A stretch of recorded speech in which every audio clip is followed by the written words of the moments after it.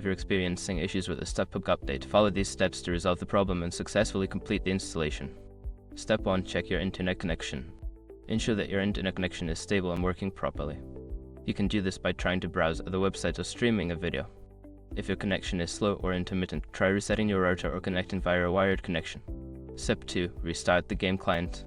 Close the PUBG game completely and restart the game client. This can help refresh the update process and may resolve any temporary glitches that are causing the update to be stuck. Step 3. Clear cache. If you are on a console or PC, clearing the cache can help. For consoles, turn off the device and unplug it for a few minutes. For PC, you can clear the Steam or game launcher cache by navigating to the settings and finding the option to clear cache or temporary files. Step 4. Verify game files. For PC users, use the game launcher like Steam to verify the integrity of the game files. This process checks for any corrupted files and replaces them, which can help resolve issues with the update. Step 5. Reinstall the game.